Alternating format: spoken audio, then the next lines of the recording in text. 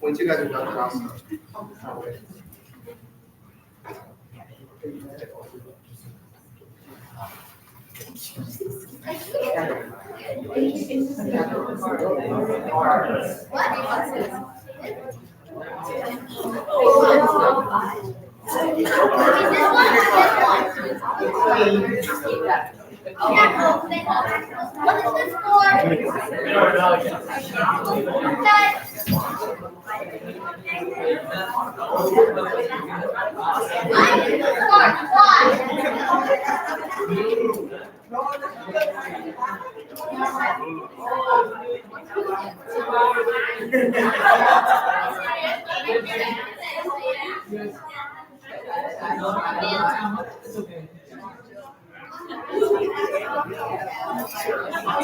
Get a card.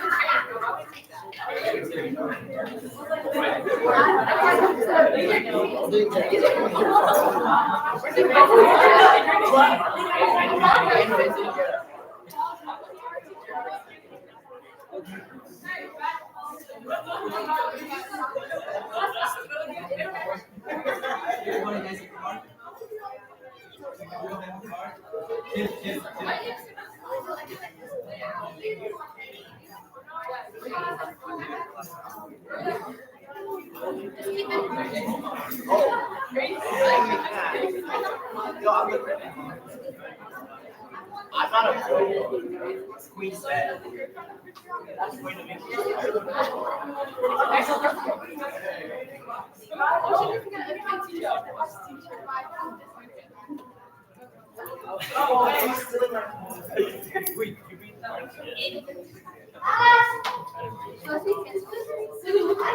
I'll bring it like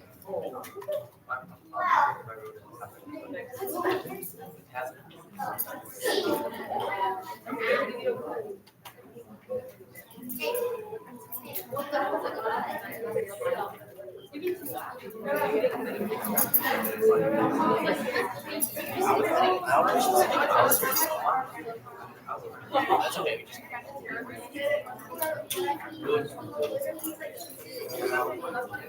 What to do? Hello, everyone. Hi. How was your lunch? It was good. It was good. Okay.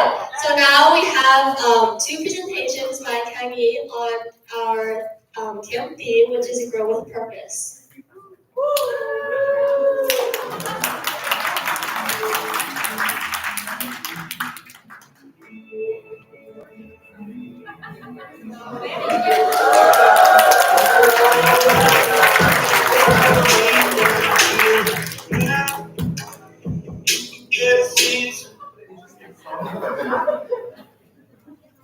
Let's see if this works. Anyone hear me okay?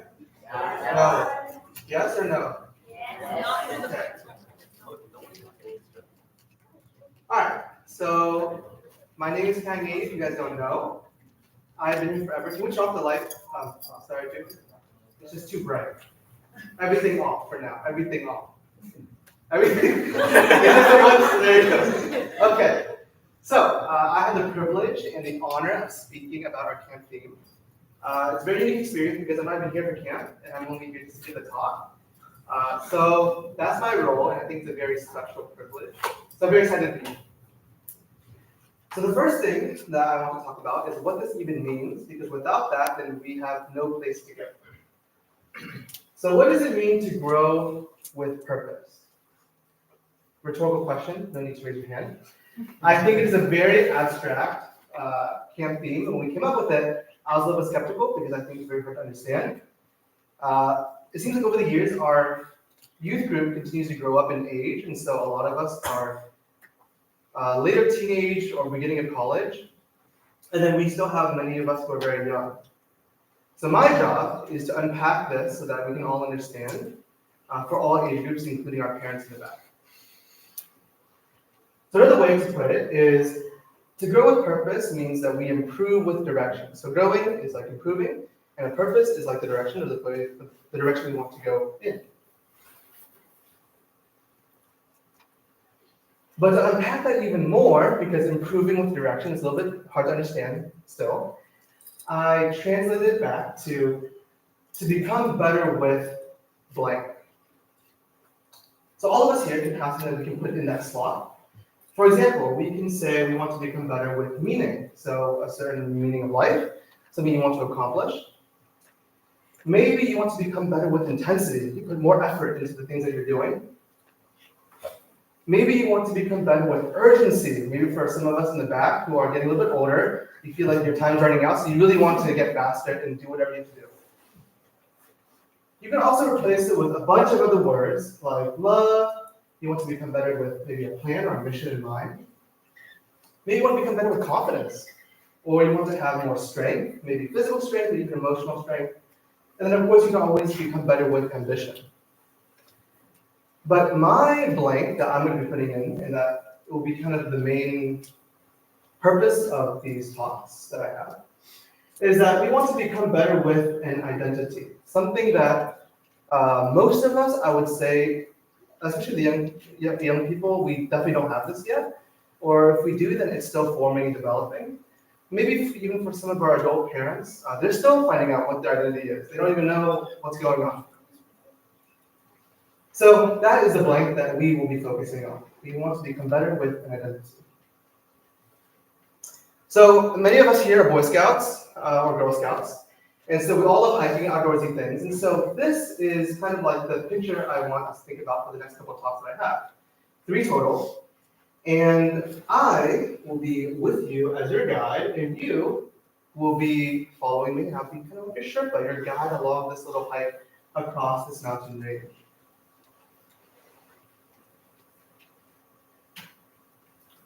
So let us begin to trek up the mountain towards the very first checkpoint.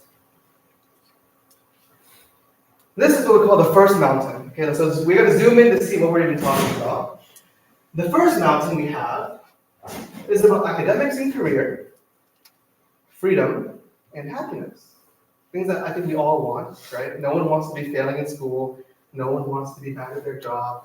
We all want freedom, and we all want to feel happy. So it's very universal. So shortly before I came in the room, I asked Tim and Andrew to pass out some cards, and we do not condone gambling or any card games here of that sort, but it's more of an organizational method for us to group up. So here is the game that we're going to play, and we're going to turn on the lights for this activity. So if you could please turn on all the lights. So here's the instruction. Please look at your card. Okay, this is not like a magic show. So please look at your card. I made a silly mistake that I did not shuffle the cards. So everything's kind of in order. So if you're sitting next to people, they're going to be kind of safe. But it's okay. So the rules are as follows. I'm going to ask you in 5 seconds to find one other person who has a similarity with your card. So just to be clear, we have spades, diamonds, clubs, and hearts, and then we all have numbers on the card. So please find someone with a similar, not yet, and everyone's looking at who we're going to pair up with already. Everyone's like making eye contact. So I didn't say go yet, but you have to find someone who is 5 feet away from you. So no one close to you. You have to get up and move. And I prefer that you find someone that you have never talked to or you don't know very well. Parents and kids can group up. Kids can talk to anybody in the room. Anybody can be your partner. But those are the conditions. You find someone with a similarity. Okay, so we have the different suits, different numbers. It can be the same number, same suit, same color, whatever. Someone 5 feet away from you, and I'll give you 5 seconds to do that. Okay? Wait, no, not yet. That's the question. You can only find one person? You only need one person. Okay? Wait, so it's like same suit, so like. It can be any similarity you want. There's a lot of options, okay? I'm giving you options. Everyone's so nervous. Okay. Ready, set, go. 1, 2, 3, 4. Someone help my mom! Someone help my mom! 4 3/4. 4 1/2. Yeah. 4 1/2. Five. Stop. Okay. Whoever has a partner, sit down. Who does not have a partner, come up. Who does not have a partner? It's okay to not have a partner. Hurry. Kevin, you have a partner? Who's a partner? Come on. Who does not? Just come up. No more pairing.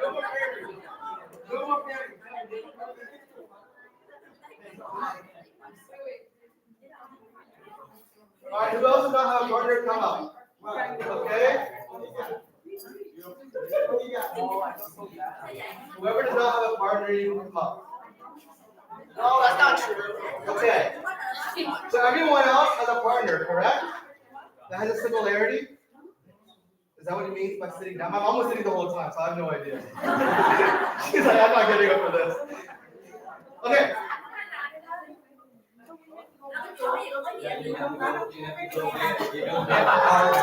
Oh man, my mom. No partner. Okay, come up. If you don't have a partner. Alright. So, Andrew, please tell me what the conditions were. Like, what were the rules of the game? So, you have to get a card, Okay. and you have to find somebody with someone else's card. Like clubs, diamonds. It could be any similarity. Correct. Any similarity. So, how many people do we have picked? 8? 7? 8? Okay, we have 8 people. So that means that somewhere in this group of 8, there should be enough to pair up. I don't know. Okay.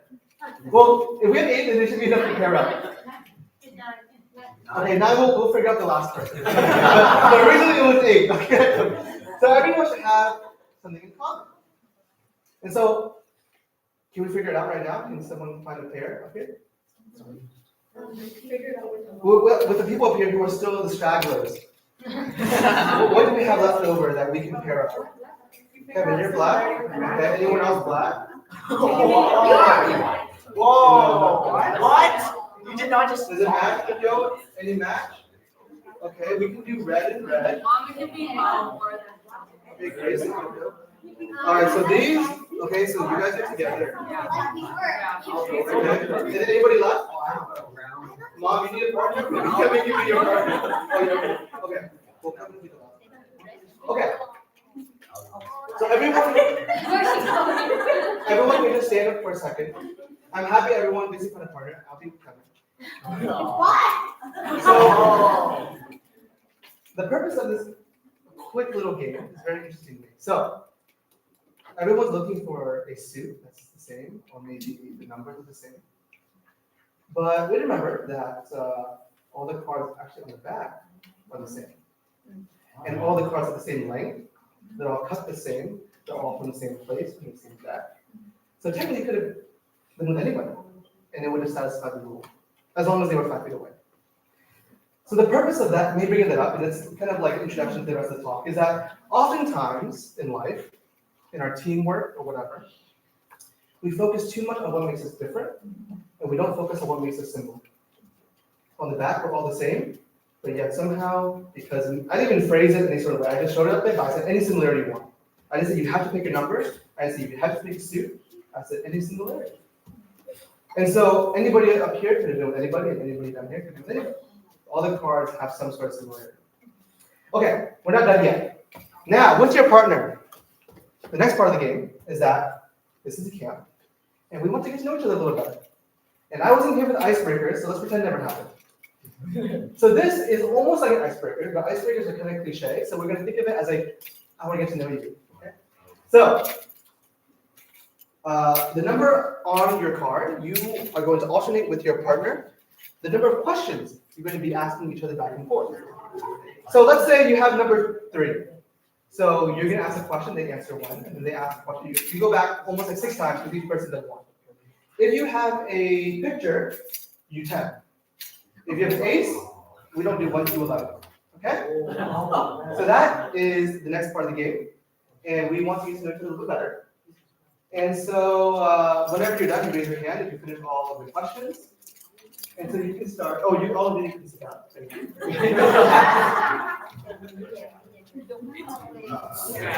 Kevin, you're gonna be with these guys here. Okay. All right. So whenever you're ready, you can start to get to know each other, and we'll check back in a little bit.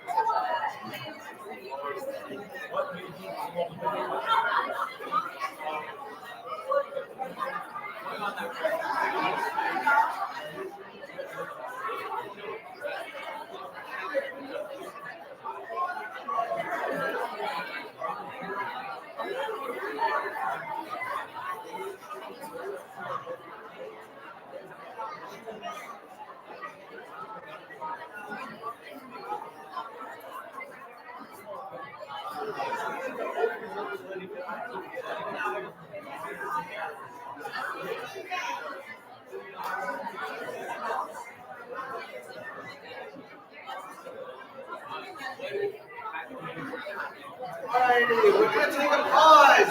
Okay, pause. I hear some really good conversation.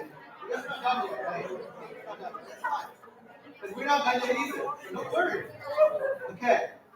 So I heard some great conversation. I walked around a little bit, and I heard some people ask about siblings. I heard some people ask about what they did over the summer. Favorite food, some favorite music. If they're nervous for the next school year, I heard that a lot. I didn't really listen to the parents, but I don't think anything too exciting back there. Okay, so this little activity is what we call a team building activity. And it's very common that when we get into these kinds of pairings that people we don't really know very well, we ask certain types of questions. Okay. So the first type of question is what we call a trivia question. So this is what I heard the most, right? So sometimes it may be, how many siblings do you have? Or what's your favorite music or favorite food? Some other conversations were not really the head questions, but that is the next level. The head question, which is like where your brain is, are things that require a little bit more thought. For example, what do you think about climate change? Or what do you think about something that's very intellectual based? Okay, so politics or history. The last category, which nobody got to, I guarantee you 1,000%, are what we call hard questions. So maybe, what's your greatest failure? Or what is something that you like happened to that really embarrassed you? Maybe something that that you're really proud of, or something that you achieved that brought you a lot of success. So that is something that is where we really get to know somebody on a deeper level. And it's very hard to accomplish in a setting like this. In a camp, sometimes we just get to know what we call the trivia questions about somebody, and we think that's how much we know about them, and we call it a day. And then we don't see them until CSS class in a month. Very sad. So, for the remaining time for this activity, I encourage all of us, we're going to try to do hard questions. Okay? We're going to ask each other and be open and be vulnerable a little bit, if you feel comfortable, with things a little bit deeper. If you want to stick to the trivia in the head, that's okay too. But at least we're aware that there are things that we can know about someone that's a little bit deeper than just what is your favorite color. Okay. So we're going to do this for another couple minutes. And let's try to push it a little bit more and see what some of us are most proud of or most embarrassed about. And that will bring us a lot closer. Okay? So continue your conversations, and I'll check back in a couple minutes.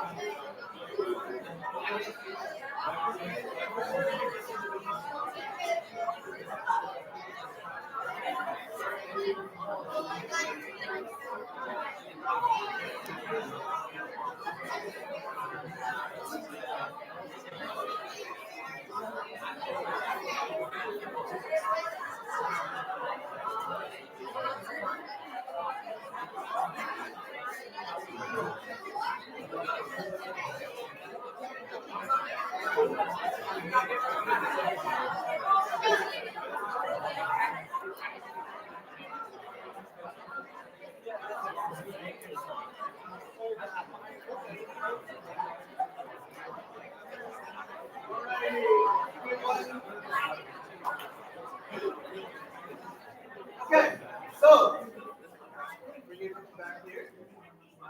Please raise your hand if you think that you learned something new about someone, the other person you didn't know before. Okay? Raise your hand or give your hand raised if you think that you feel closer to this person than you did before. Raise your hand if you think you know something about somebody that maybe other people don't know very well. Alright, so you can return to your seats if you'd like to be more comfortable, or you can sit wherever it's hot. Okay, we'll do that for a quick second. I'll continue. Well,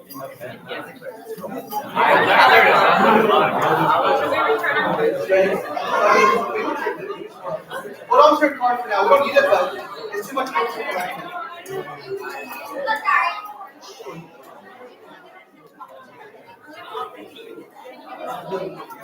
Okay, Dave, quick, turn off the lights again.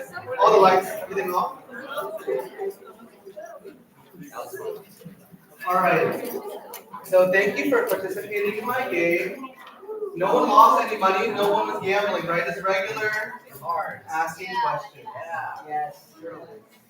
So we'll come back to this a little bit more later, but for now we're gonna move on.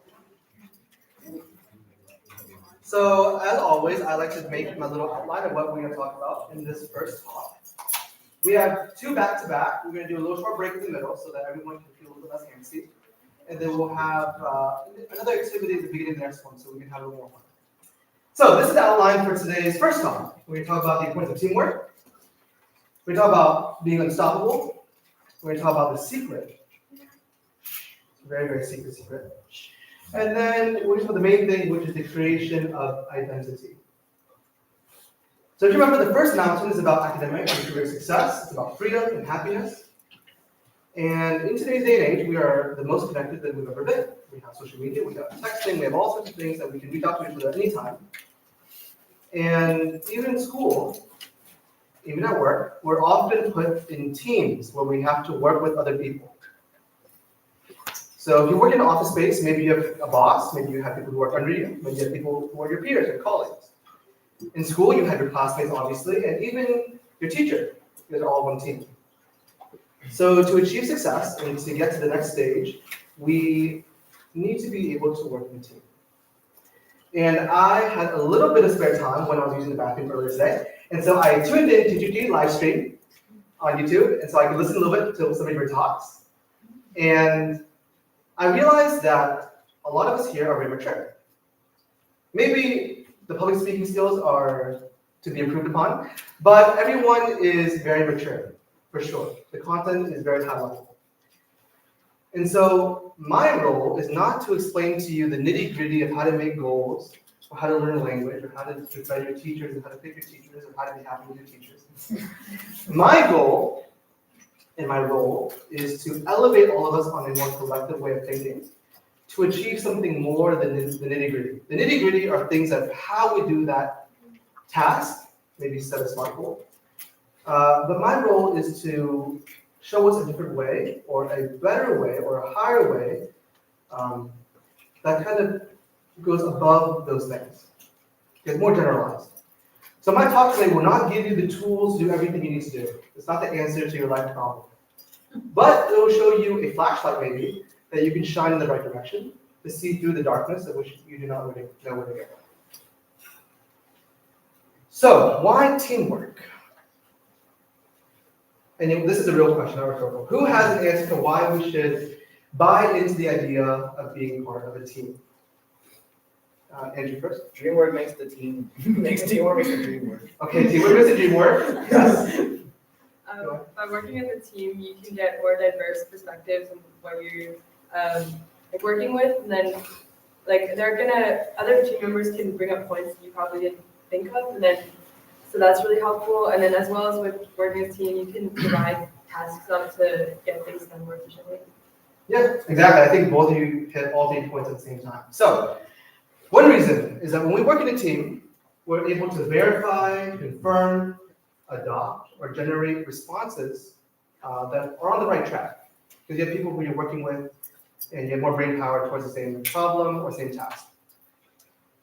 On the other side of the spectrum, you have people who can check your work, who can make sure that you don't go the wrong way. Maybe they can tell you that your answer to a certain problem or a certain homework task is not the right way to do it, so you're working as a team. And then throughout both of the first two things, as a team, you're evaluating the information, you're digesting it, you can talk through it with somebody else to really understand what's going on. So this is why we should buy into a team, because if you're by yourself, you may be able to do all three of these things, but it will take you much more effort and perhaps much longer time. And so this is kind of what the difference between working alone is like. Maybe you're going one direction. And let's say like all these little dots is like one person. They're going one way, this person's going another way. But you notice that they're bad. The things they don't see, the things they don't know about, it's completely exposed. While when we work in a team, a unit here, everyone can put their backs together and look out for each other. Okay, so it's very clear that teamwork makes the dream work. So let's go back to the card game that we just played. Or not the card game, but the question game. That is the way that we build teamwork. Why? The reason is because we get closer to the person we're talking to. We know more about who they are as a person. We can accommodate more, and we can learn about how we can work with them on a deeper level. That's very important to teamwork. And so, again, I'm not here to tell you exactly how to do it, because everyone has their own way. But I think approaching teamwork and approaching new friends, especially if you start school soon, is that you want to go through those questions. You start off with trivia questions, then you get to know a little bit more about their belief system, maybe their head questions. And then when you feel comfortable and they feel comfortable, you can talk a little more about the heart to heart. And that is how we build a strong team. Now, oftentimes we'll think of team as a sports team or something at work, something that is very technical based. And I'm here to tell you that a team can be really anywhere when you're working in a group. So for example, everyone here is part of a family, correct? Yeah. Okay, some of you guys have your entire family here, correct? Correct. So, at home, we're part of a team. Everyone in the house should have the same goal with your team. For example, who wants to live in a dirty home? Who wants to live in a clean home? Me. And you. Okay. Who wants to live in a home that has really good food that is readily available? Me. Who wants to live in a home with no food? Not you. Okay. So, likewise, let's say in school, like I said before, you and your teacher, your classmates, your team, there's no reason for why you would want your teacher to be a bad teacher, and no reason why your teacher would want you to be a bad student. Everyone wants everyone to be very good. Or let's say you do extracurriculars, let's say you play the piano or you do sports. You're literally part of a team, or if you play piano or an instrument, you and your musical teacher, you're a team. So everyone is working to the same goal of being better. But oftentimes we forget that because people get upset. People get angry. Like at home. Our parents get angry at each other. Mine don't, they're pretty good. Most of the time. But other people may get really angry with their partners. Or maybe you get really angry with your kids. Or maybe the kids get really angry with the parents. And you forget that you're part of the team. And so, just as the card game, we should be aiming to focus on the things that make us more common than different. And so at home, everyone wants a clean house, so let's try to keep the house clean. Everyone wants food on the table, so let's try to see if we can set the mats out early, put the utensils on the table, help out as much as you can. In school, you want to get good grades, so be a good student, listen, you don't talk over your teacher. Things are very basic, but it helps you feel like you're on the same team, working towards the same goal. So you have that heart-to-heart love at home, and then you have the success in school and in your extracurricular activities. Okay? So the key to teamwork, focus on commonalities more than differences.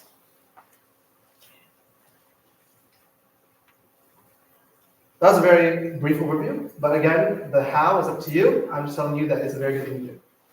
So the next part is how to be unstoppable. Because once you work well with a team, let's say at work, maybe your team runs into difficulties, or maybe you yourself have a lot of things that are very troublesome that stop you from advancing in your path. And so we want to be unstoppable. Sounds really cool. Who knows who this is? Who's been watching the Olympics?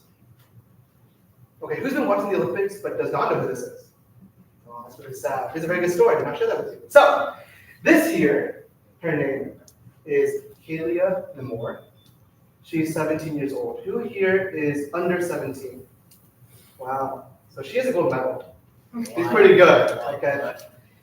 So she won the gold medal in the uneven bars. Who knows what the uneven bars are? Okay, it's a good gymnastics thing. So let me share with you the story of Kalia Namor because it's very inspiring, and like everyone here does not know who she is, I think it's a real shame. So she's 17 now, but when she was 13, so she's a French gymnast. 13 years old, she was already dominating the French scene. She was winning junior titles all over the place.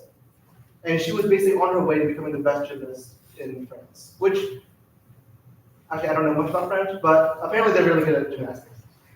So, leading up to the Olympic trials, which were a couple years ago in France, the French Gymnastics Federation released a mandate.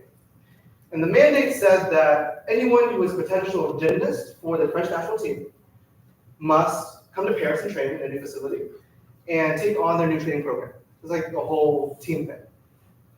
Now, Kalia is not from Paris. She's from France, but she is not from Paris. She lives in a city in a rural part. And she loves her hometown. She loves the coaches that she had. And she did not want to follow through with that mandate, the rules that were set by the French team. And it couldn't have come at a worse timing because at the same time when she was 13, 14 years old, she underwent 2 knee surgeries for an injury she had. And the French Federation actually blamed her injuries on her overtraining or wrong training regimen. So she was very sad because now she's kind of stuck between 2 worlds. And then she had a brilliant idea. Her idea was that her dad held an Algerian passport from Africa. Her mom was French. So she applied and received an Algerian passport, so a different country. And she submitted a petition to the international organization to compete in the Olympics under an Algerian flag instead of a French flag because they were being so difficult. The tragic part is that when she recovered from her injury, she went back to her hometown.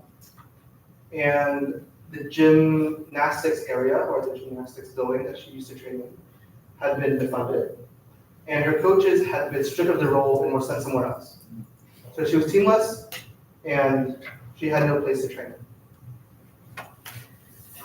The French Federation actually blocked her petition, did not let her do that, until a public petition went out in France, and hundreds of thousands of people signed the petition asking if she could participate in the Olympics under a different country. And eventually, some other reports came out with things of wrongdoing by the French Federation, and they caved. And eventually, she was able to compete under the Algerian flag starting in 2023. She dominated that scene as well. And she went on to win the gold medal, beating even our American Suni Lee, who got bronze in the same event.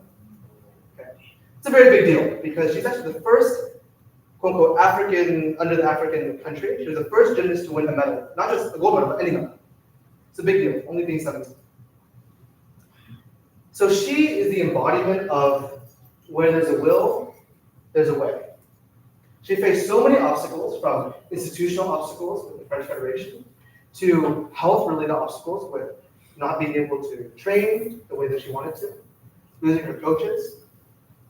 But she wanted to compete so bad that she found a way to compete even under a different country to make herself proud and the people around her proud. Who knows who this is? Okay, what is she famous for? Flying the Atlantic Ocean. Flying a plane, or yes, flying over the Atlantic Ocean. So yeah, she's, I think, the first person to do that. Yeah, the first one. First woman. Very impressive. She wrote in her, not like a biography, but there were notes basically about the way that she would train other pilots and the way that she trained herself. And the way that she trained herself was very interesting. No one here flies a plane, I assume, but just a little bit of background information. When you fly a plane, sometimes if you steer the wrong way, you can go into something called a stall. And the plane basically is unable to move in the right way that you want it to. It's just very difficult to control. And she was concerned that on her flight path to, well, across the Atlantic, that she may stall out. And she may be stuck with no one else to help her, which is in the middle of the ocean, with really nothing around. So she trained herself, and then she also trained other pilots after her, to learn the theory of how to stall, like to purposefully stall. She would teach them the theory, which she learned on her own. Maybe you have to steer the rudder a certain way, or cut the acceleration a certain way. And then she also went up with those pilots in the airplane, in the air, and then taught them how to execute a purposeful stall, which is pretty dangerous. And her reasoning for doing this is that we want to know how to fail, so that if something comes up, we can deal with it with the optimal response and the ideal answer or the solution. And so this is what we call deliberate failure. And this is her quote. She said that if we don't practice failing, we can only safely fly on sunny days. And as you guys have seen the last couple of days, it's not always sunny. Sometimes it can rain or it can storm, and we have to be able to know what to do in those moments. And so in our life, for example, let's say that you are about to perform in a competition or a recital. We don't practice like, oh, I want to make this mistake here, and I want to do that every single time. But you should know, okay, if I do make a mistake on this particular thing, what do I need to do to recapture my composure and move on and still be able to succeed? So I play the piano. I don't play as much anymore, but I used to do what we call like jury competitions. And there, I'm sure anyone here who plays the piano can relate. That sometimes when you perform, you may skip certain parts or you make a mistake, and maybe your parents don't hear it because they don't know. Okay. But your teacher will know. Okay. But the point is that when you make a mistake, you know exactly what to do to get back on the right path and to move on. Because if you move on, everyone else is going to move on too. So that is what it means to practice deliberate failure. So those are two concepts that are so fundamental to being unstoppable. That when there's a will, there's a way, you will find that way. And that along that path, we should be able to recognize, to find out where moments of failure may happen.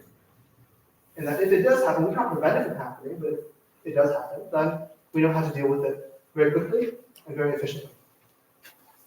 So that's what it means to be unstoppable.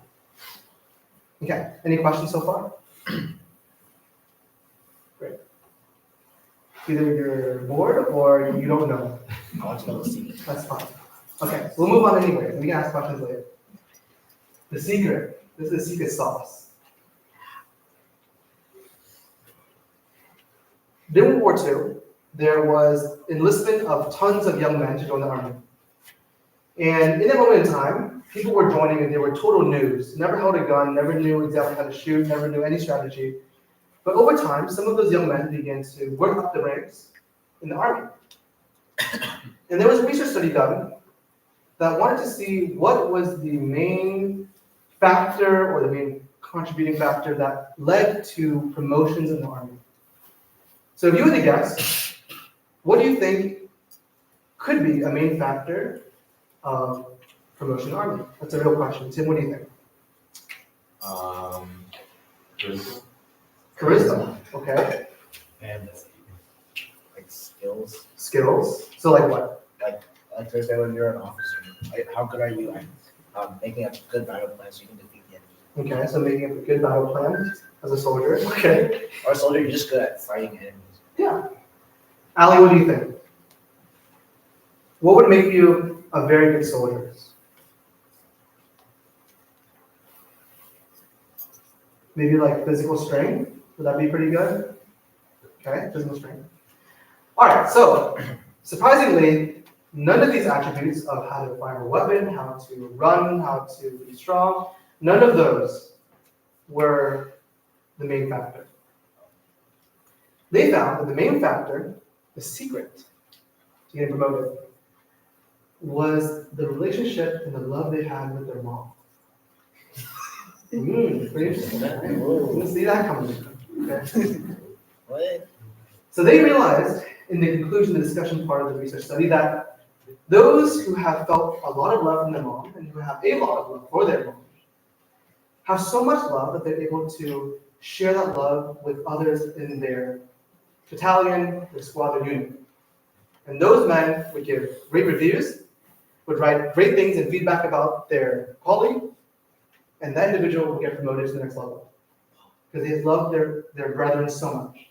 That love can manifest in many ways. It may manifest in helping them out a certain way, maybe explaining things to them, maybe being brave, being together, that sense of unity. Maybe that's how it manifests. But the main point is that all of these men had a correlation that they all had a lot of love for their mom, and their mom loved them a lot. And remember that a lot of these young men were like very, very young, under 20.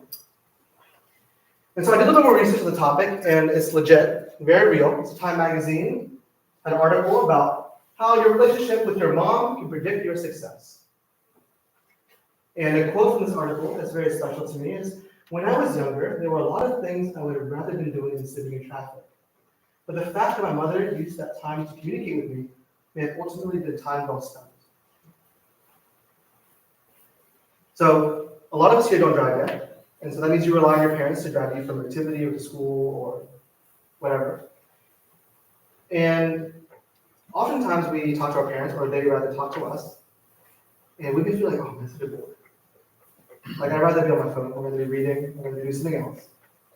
But yet those moments where you can learn something kind of off the cuff, that is very spontaneous, are the very, very special moments that we cannot disregard. Okay. Another study, Harvard study, concludes a healthy relationship with mom is a key component to lifelong happiness. Wow. Who wants lifelong happiness?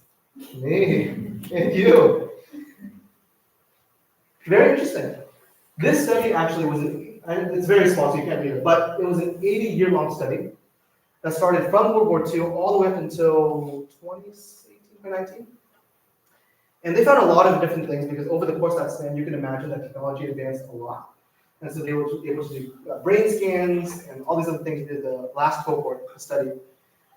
But they found that those with a very strong relationship with their mom, who felt a lot of love and could disseminate that love to other people, had, on average, higher income, a lower rate of dementia, and a few other things that basically allow them to have more friends or more social skills that contribute to their happiness.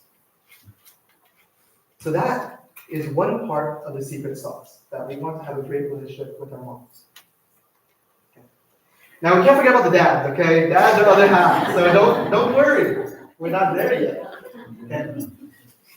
Okay. They found that in general, the relationship with their mom is actually more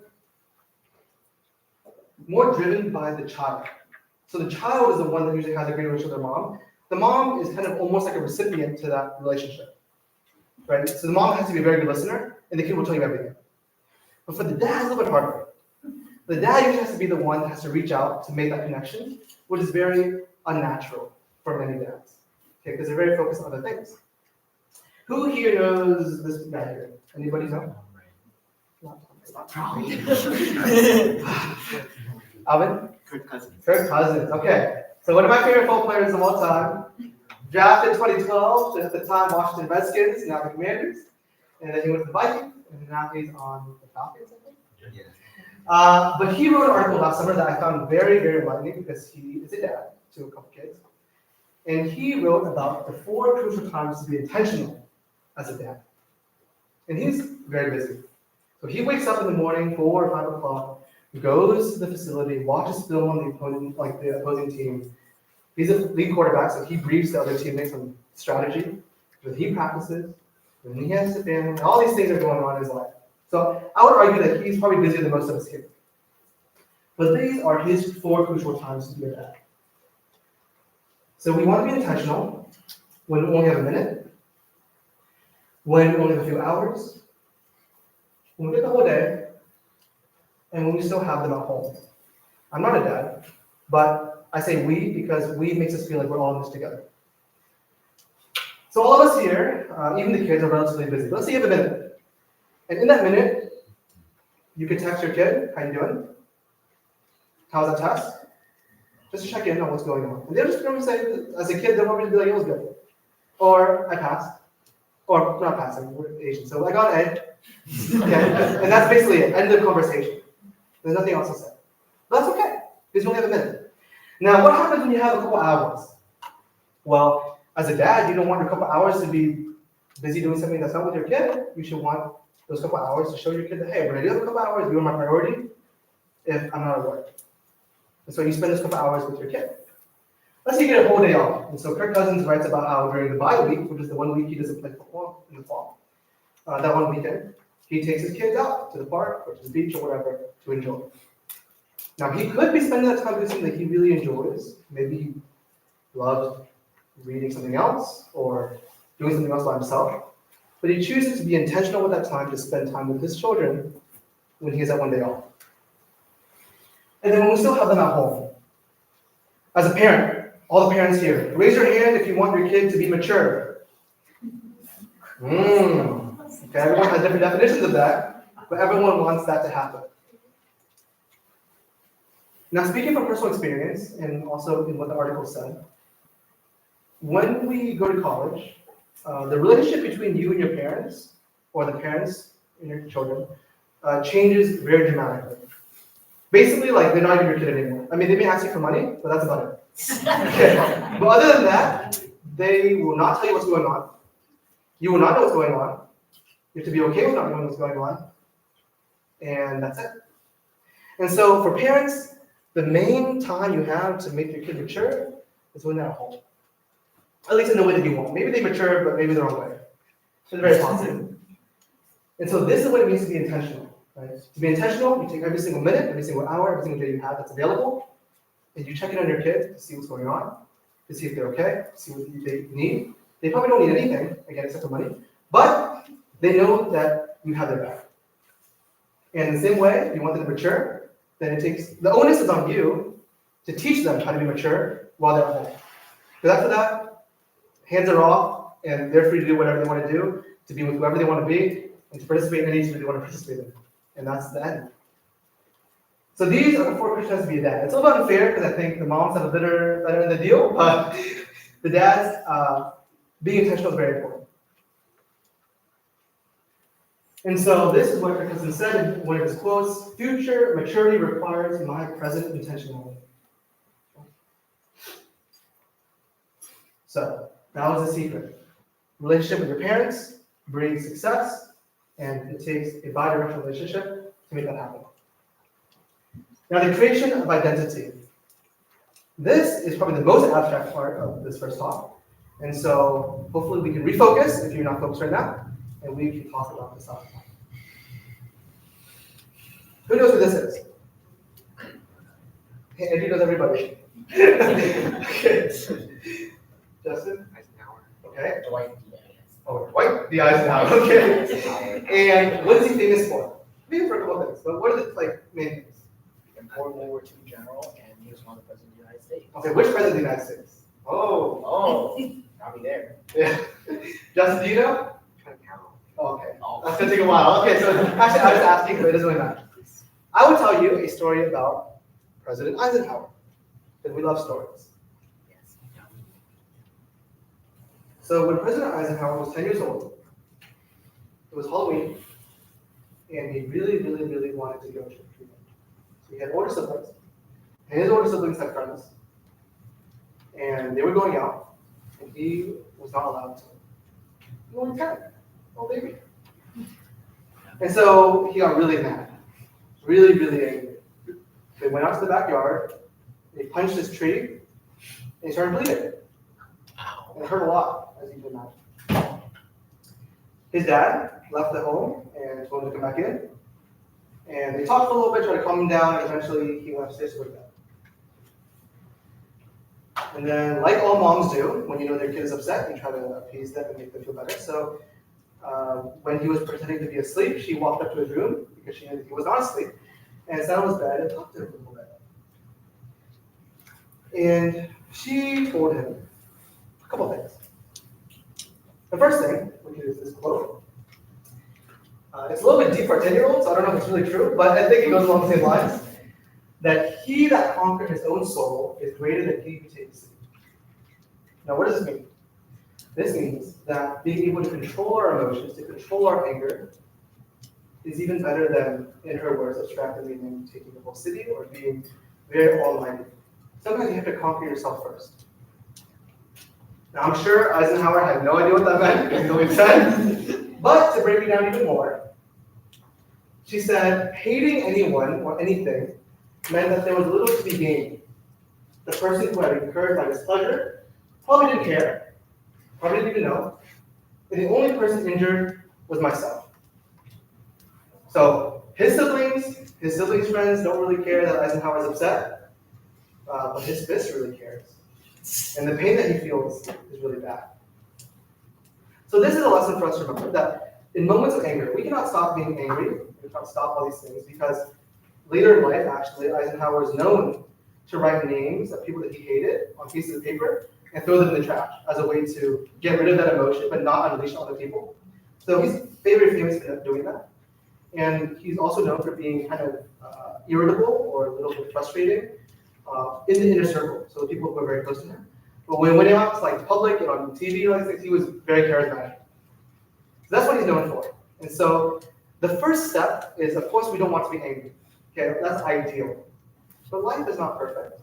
Life is not always ideal. And so sometimes we do get angry. We do get upset. And so the solution when you're upset is not to punch the tree. Because the tree will only make you hurt, and no one else really cares.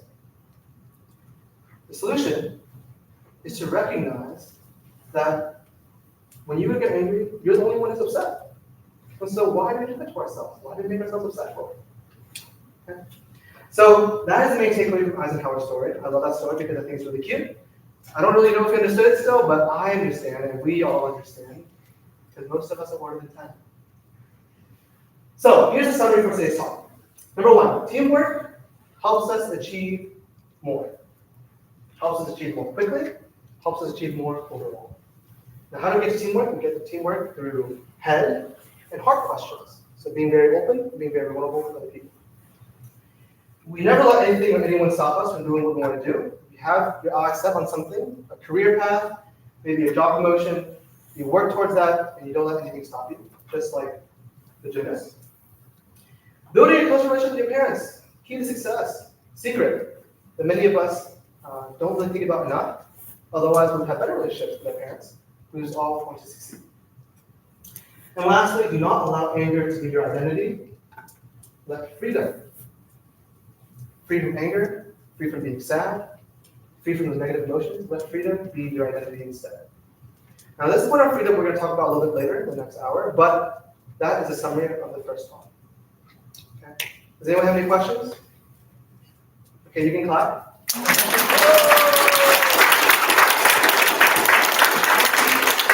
This is us, right? We're going. Oh, we accomplished the first mountain.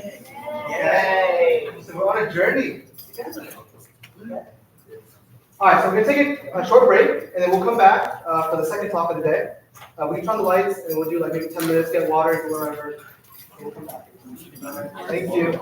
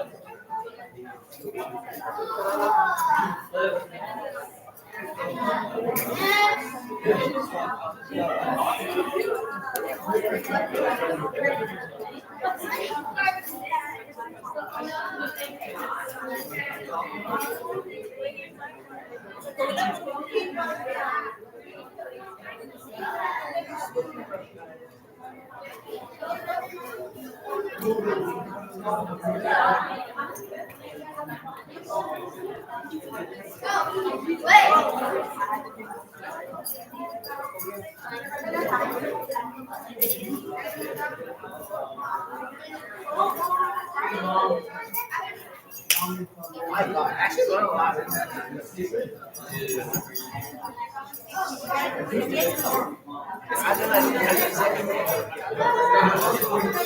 Yeah, I think it's like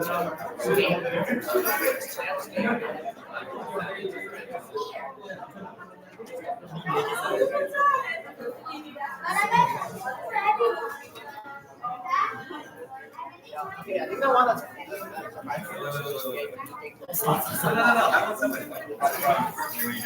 well, it's like your mom likes like your homework over.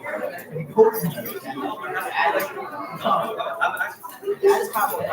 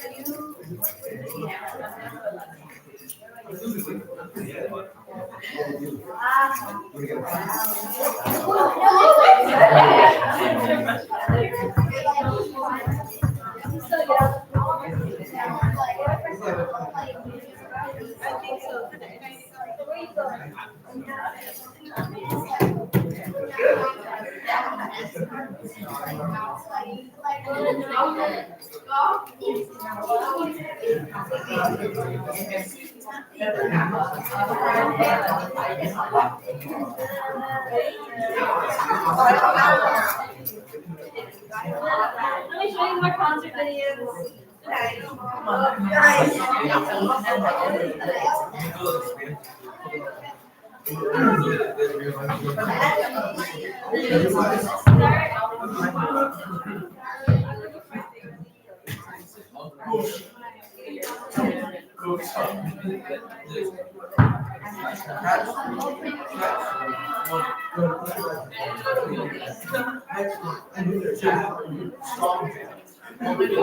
Sell it.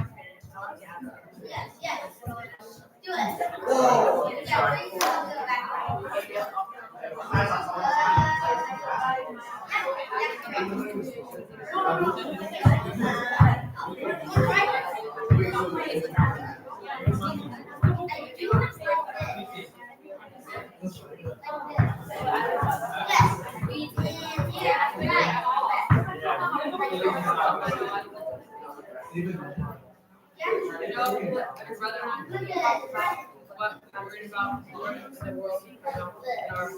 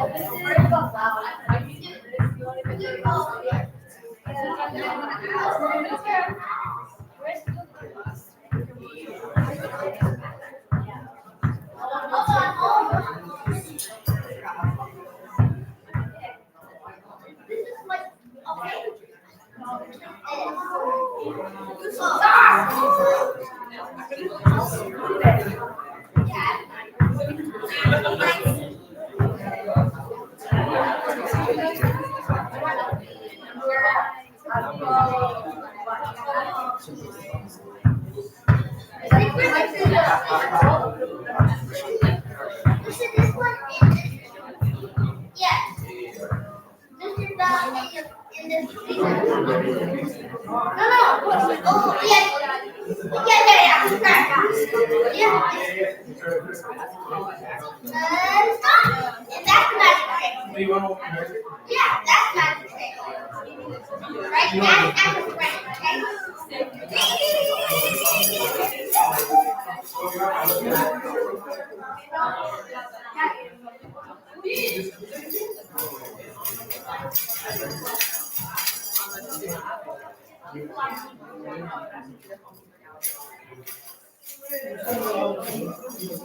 Guys, there's yogurt. Every bio. I didn't see it.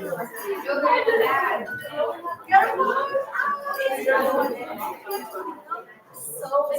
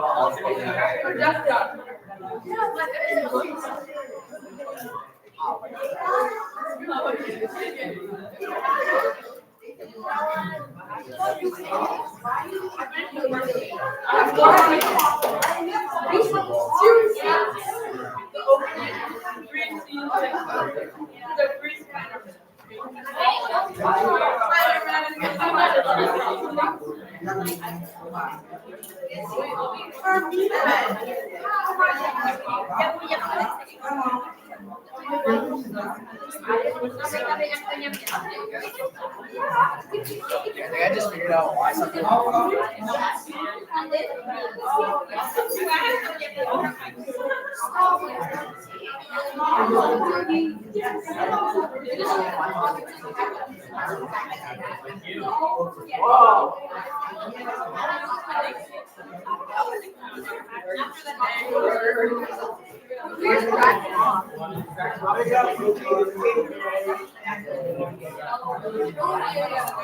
You're on YouTube. So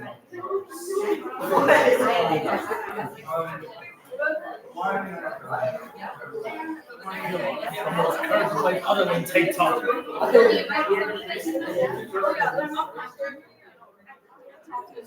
So the order from East Coast and We don't talk about it. No, we don't use it. No, that's Reddit. Yeah, that is. As long as you don't go on the weekend. But if you Instagram reels on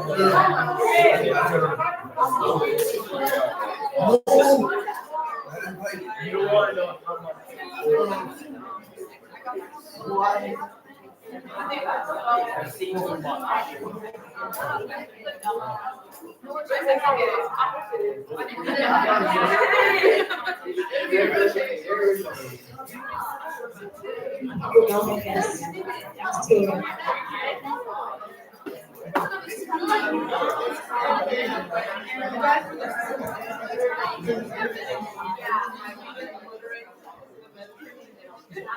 What?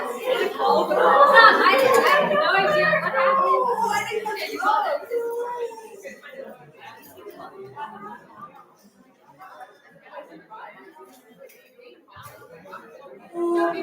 Working on it. Here.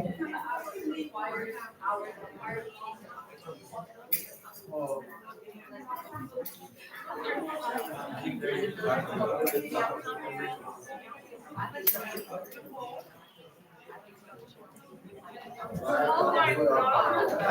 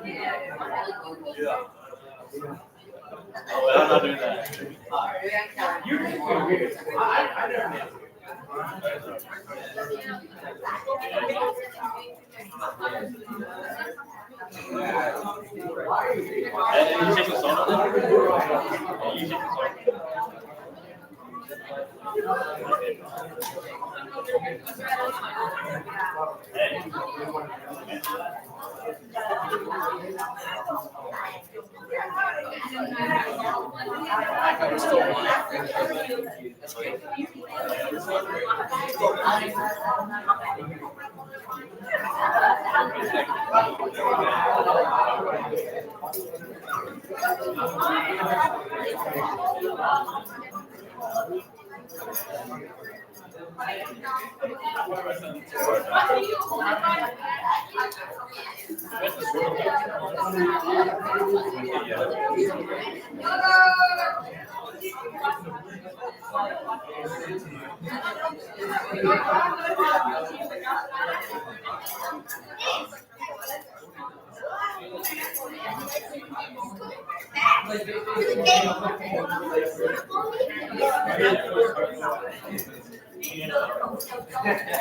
Okay, everybody, we're gonna get started in 5 minutes.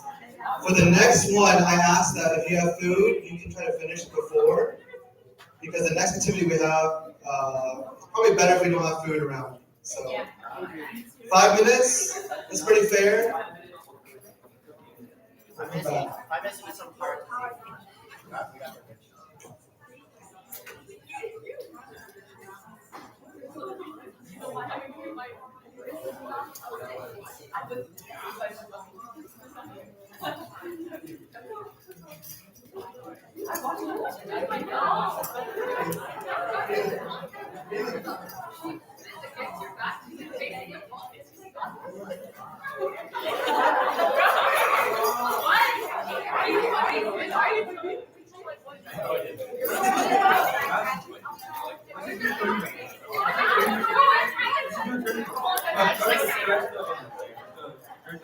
I mean, saving it is like I forget where I was like, why does the stretcher like?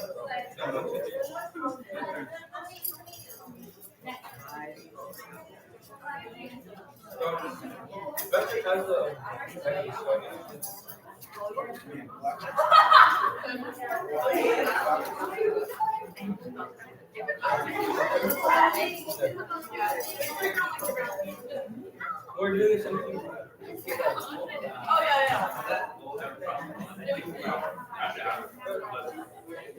How long?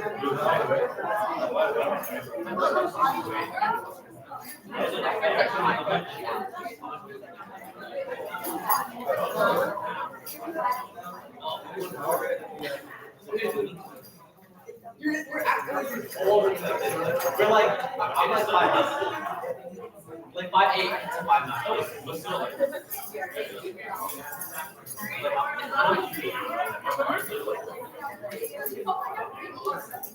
Wait. How much did you do? I went from what weight?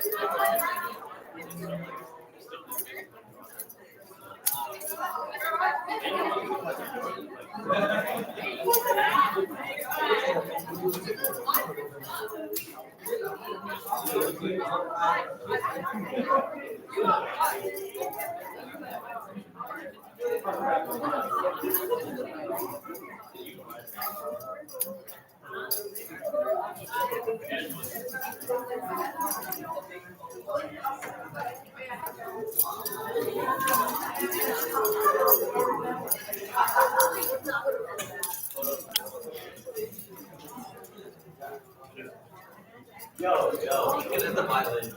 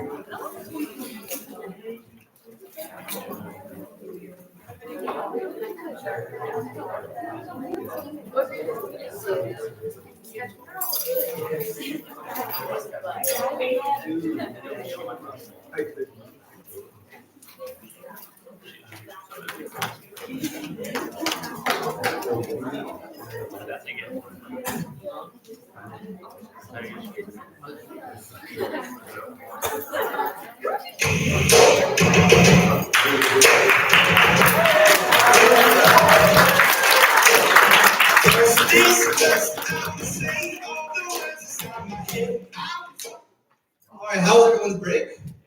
I realized earlier this wasn't close enough, but my voice was loud enough, right? So we really don't need it.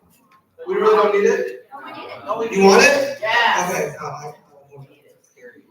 Okay, so we're going to resume, and as promised, we have another activity. But this activity requires a little bit of space, and so I think if the parents have space to participate, then please do. But if we don't have space, then we're going to prioritize our youth participating in the activity, and you can just watch and have fun in the back. So first, this is where we're at, right, on our little adventure together. We finished the first mountain, which was about things that are academic and career-based, how to achieve happiness within our family, how to work in a team, things that are very easy to understand. The next part is a little bit deeper, a little bit more abstract, and so please be patient. If you don't really understand the beginning, then hopefully throughout the talk, then we'll slowly get to a level of understanding. Okay, so who has played rock, paper, scissors, shoot before? Everyone's played, right? Okay, so for this next activity,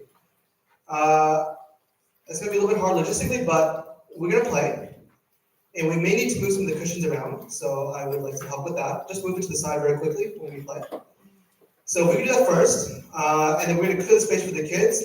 Once you do that, then I'll explain the rules, because it's a little bit different than regular rock, paper, scissors, shoot. So let's do that now. Just clear everything to the side, on each side, and then we'll get started.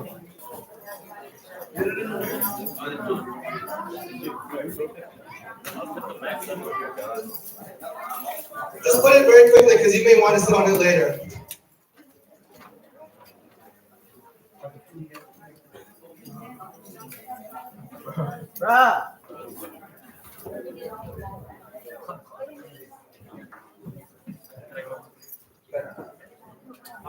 Okay, once the cushions are cleared, everything is off the floor, so we have space.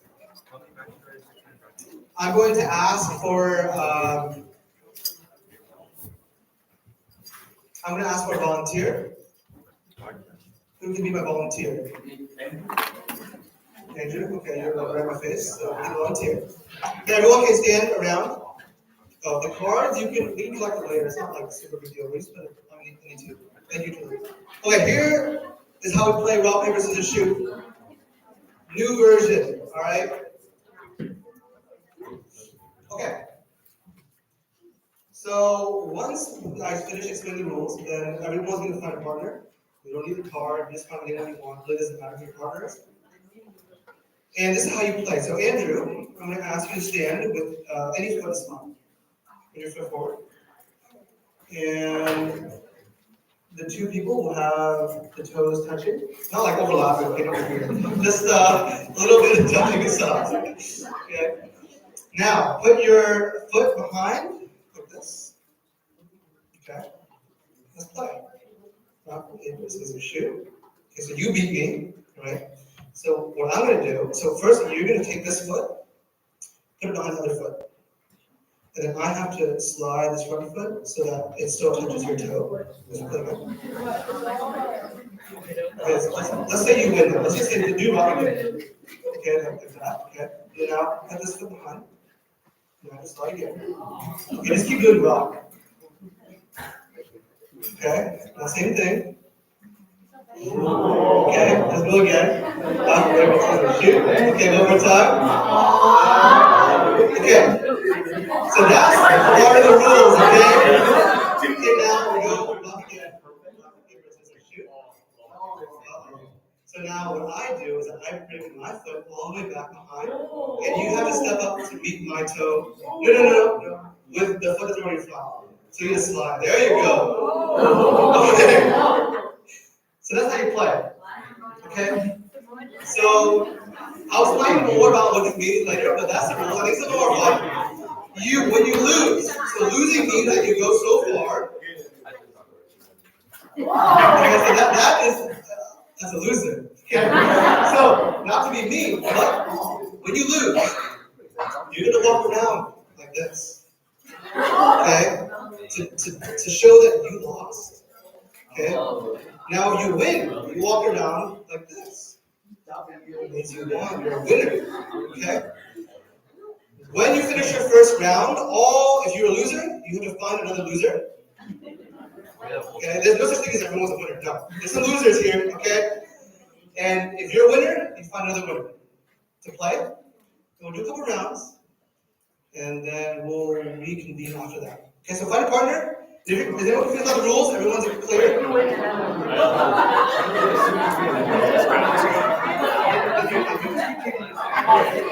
Alright, for the kids, find a spot where you can play. The adults can enjoy the show.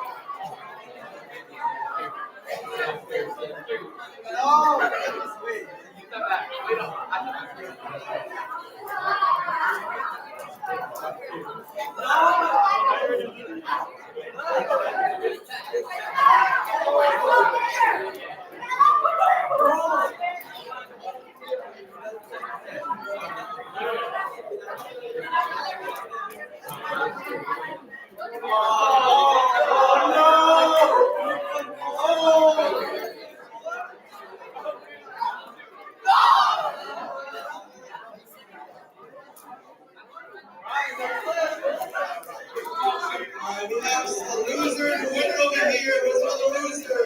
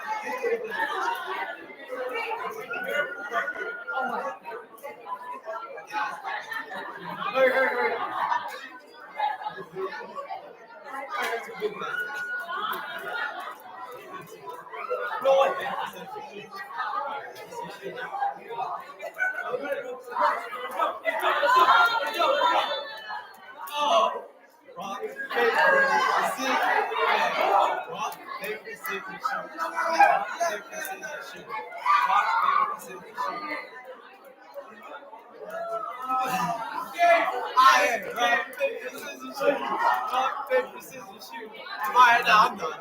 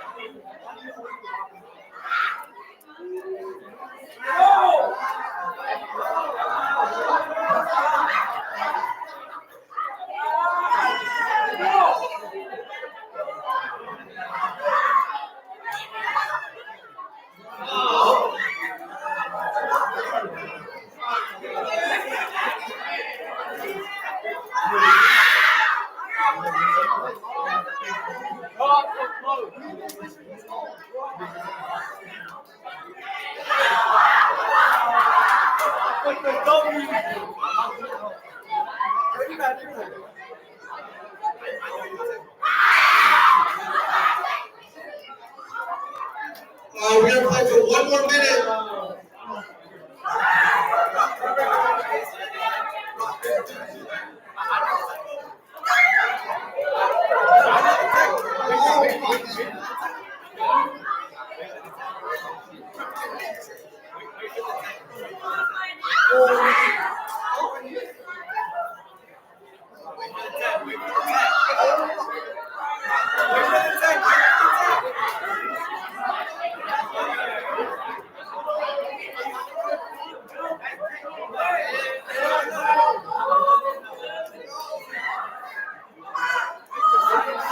Oh no, you wait for the text.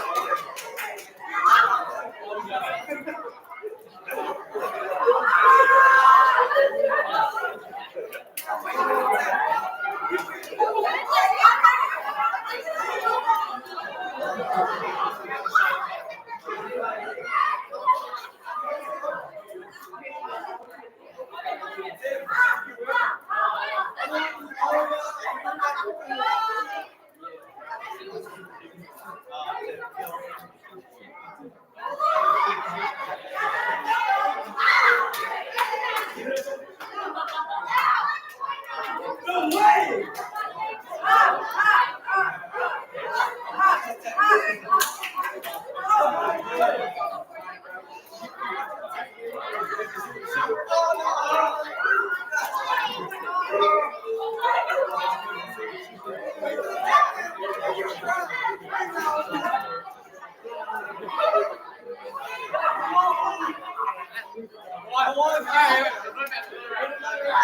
Okay, pause. Okay. Everyone grab a seat or find your question. Thank you for playing my game. I hope it was fun.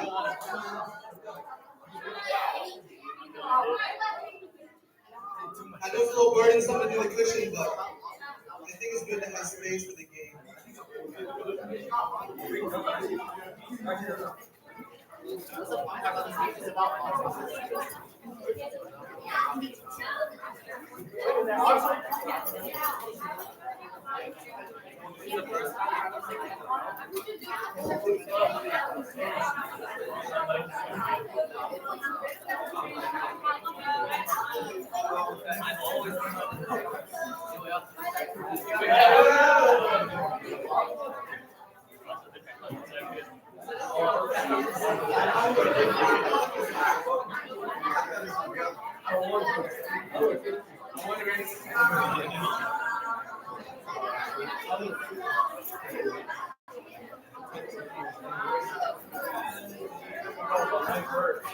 Alrighty, everyone, we can find our seats and we'll continue with the second talk of the day.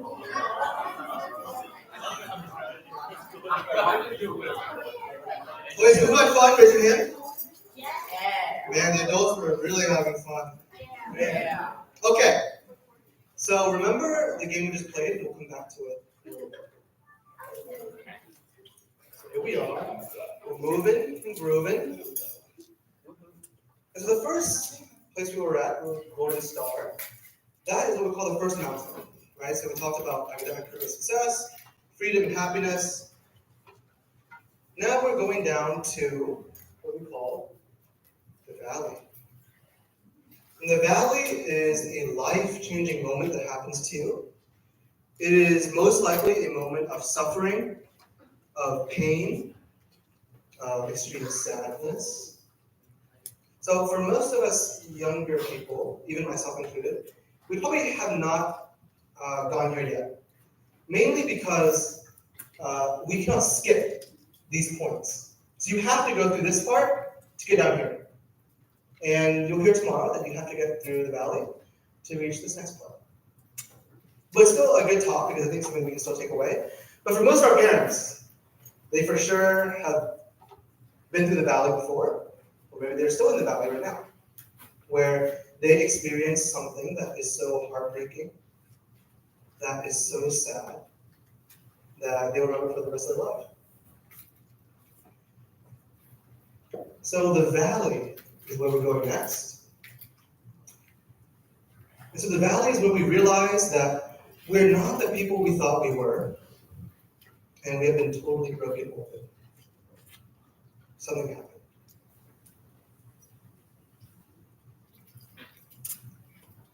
So this is the outline for this next talk. And it revolves around the valley and how we can kind of get ourselves out of it. I'll show a little bit of what we can do to become better people, but that'll really be tomorrow. I think today is mainly about what the valley is like and how bad it can be.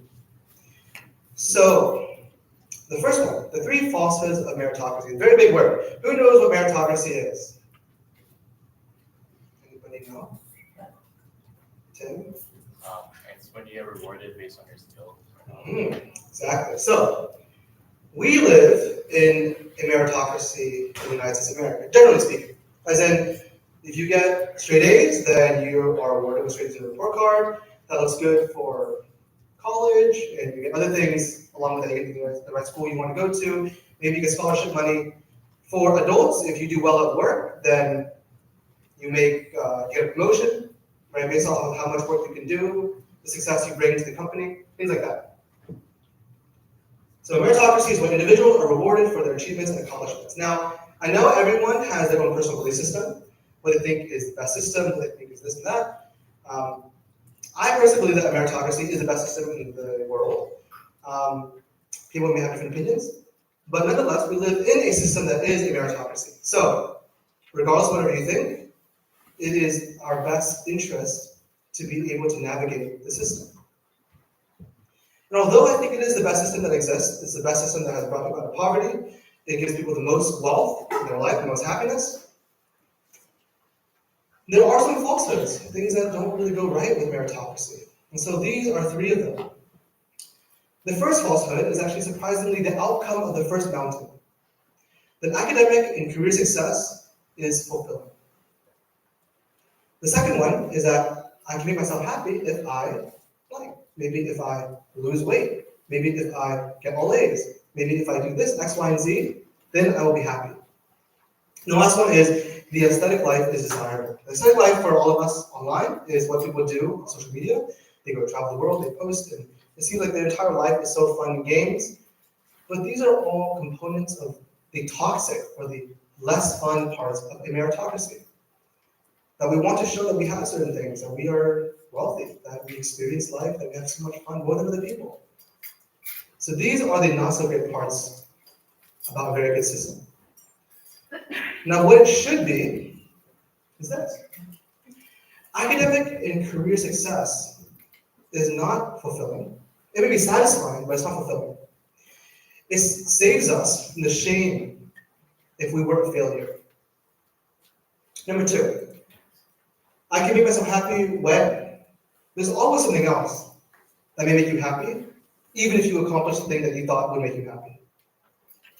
And the last one is that material life, like all the things that have to do with money and buying things and all material physical things, material life has no depth and no meaning if you don't share it with others. So those are the falsehoods of meritocracy. And the reason why we talk about this is because this is the system that we are going into as young people. And this is the system that actually helps us achieve that first mountain. If you are not very good at what you do, you will not have success. And you will never get past the first note, because it goes in order. Now, I know it seems like kind of like a loose end, that we didn't really tie that up, but we'll get to it, so don't worry.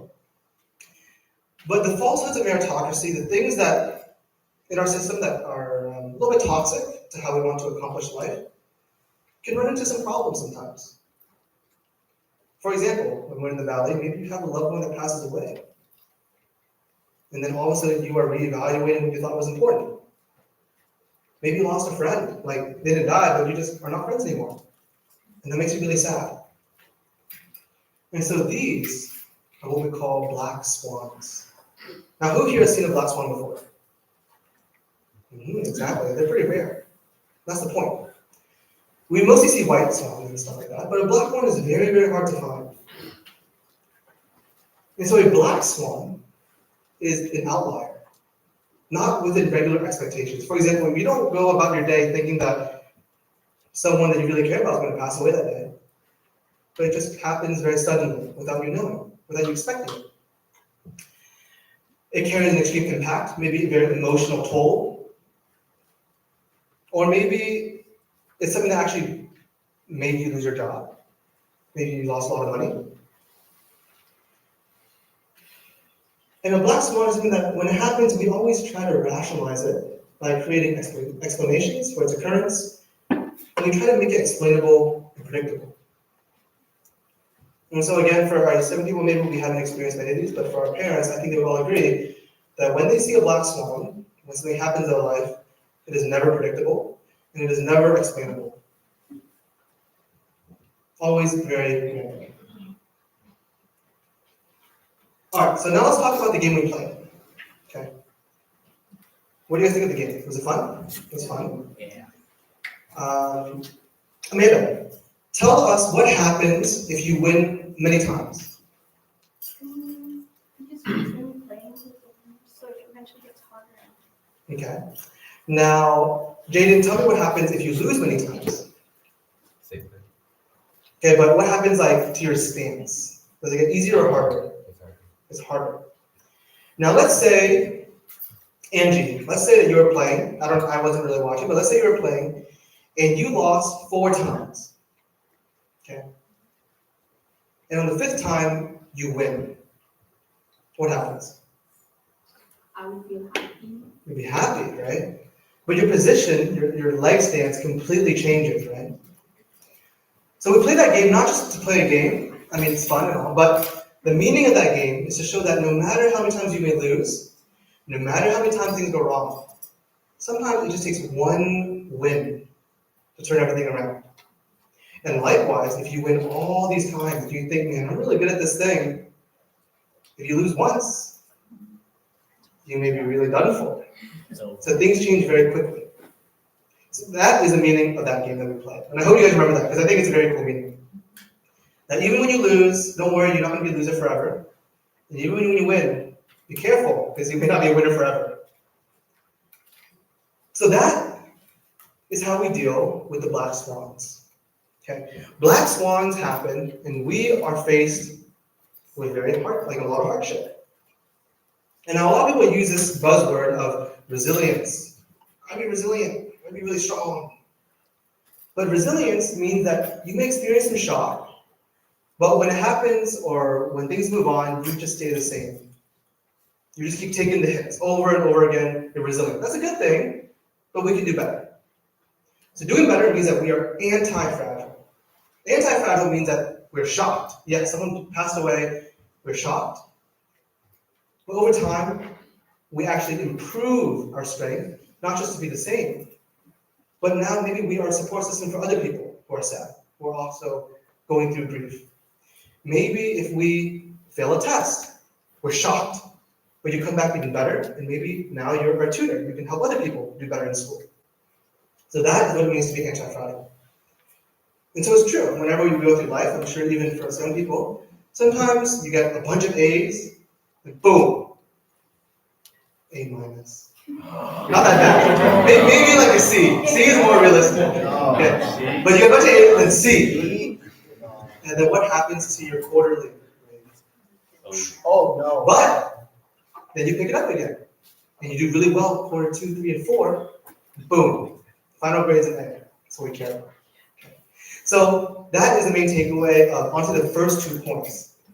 That things that we achieve in the first mountain, that success, we want that. It makes us happy, and we should still try our best in school and do the best we can in our career. But understand that things don't go your way, then it's okay. And sometimes you may experience a lot of those L's, a lot of those losses, but eventually you will find a win. And just like the game, sometimes it's not just your skill or like your ability to do really well. Sometimes it's just luck. The other person just picked the wrong one and you picked the right one. And all of a sudden your entire game is turned around and you're that much closer to winning.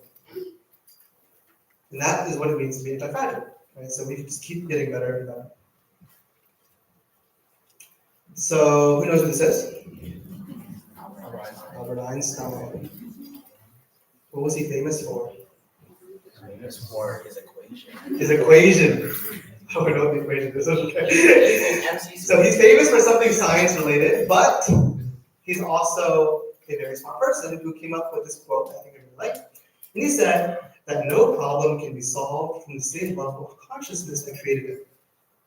So going back to the mountain that we had, let's say you achieve the first one. You're feeling really high, but you're really good, and then boom, down the valley, maybe by yourself. It's very dark and sad. And so to get out of that space, you have to elevate your way of thinking. Otherwise, you're going to be down there forever. Okay? You cannot just keep doing the same thing and expect a different result. So that is what he's talking about when he says that no problem can be solved from the same level of consciousness that created it.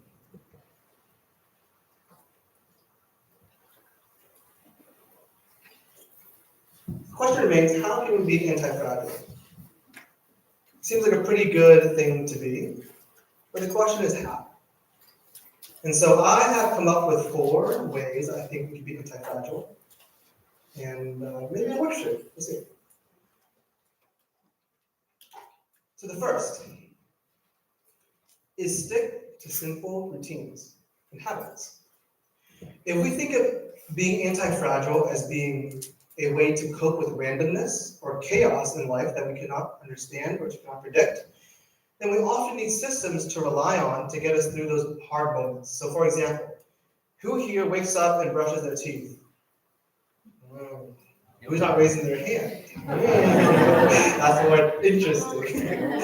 Okay, who here showers every day? Or like wash your hair? Okay, great. So those kinds of things are a type of routine. So let's say you wake up and you're really late for school. You're really late. But you're not going to go to school without brushing your teeth. So that's a routine you've already built over so many years, and you rely on that to keep you grounded. Okay, I'm going to brush my teeth now, and after that, I'm going to get in the car, or I'm going to get my stuff in the car. So without that, you may be like, okay, I don't know where to go. What do I do now? Do I eat breakfast? Do I brush my teeth? Do I put on clothes? Go to school without clothes? So you may be kind of scrambling. Okay, so we need those rules to help us when we are searching for anti-fragility. Number 2 is that we want to avoid risks that would wipe us out completely. So every time we make a decision, we know that there's something that is a good outcome and not so good outcome. And that is what we call a risk. And we choose certain things that if things were to go awry, things were to go bad, that we can still come back. And that's how we can bounce back and give us space and time to get even better. Number 3 is make sure you have your soul in the game. Whatever you decide to do, not just career, but just whatever you decide to do with your day, make sure that you're really in it, in the present moment, with the people who are around you. And that is when you feel like you're anti-fragile. I think when things go wrong, you're totally in the moment that you can deal with it. If things go wrong and you're thinking about something else, you will not be prepared to deal with the situation. And point number 4 is respect the old, not the old people, but like the things that we've done. I mean, respect them too, but that's not what I'm talking about. And look for habits that have worked for a long time. So much point number 1. Well, let's say that you start school, a new course, and you feel really nervous because you just failed an exam, or a test, or a quiz. You got A minus, you got to fail. And you don't know what to do. Now, hopefully you have routines that you already built up, to point number one, but let's say you don't. You can think back to, okay, what did I do last year that helped me? What did I do that I was really good at that helped me pass the quizzes and tests from last year? Maybe I can retry the studying habits and then build upon those to make myself better. So respect what you did before because you did a good job. And then look to see if you can implement those in the current situation that you're in. So these are the 4 ways that we can stay anti-fragile. And when things happen, we don't just break apart in the valley. We stay composed, we lean on the things that we've already done in the past, and we move forward. Now the first talk, I mentioned something about freedom. And freedom is a very interesting term because it can mean a lot of things to a lot of people. Now I have written here something that I'm actually going to read because it's a little bit too long and I didn't have much time to memorize it, but I'll read it and you guys can listen.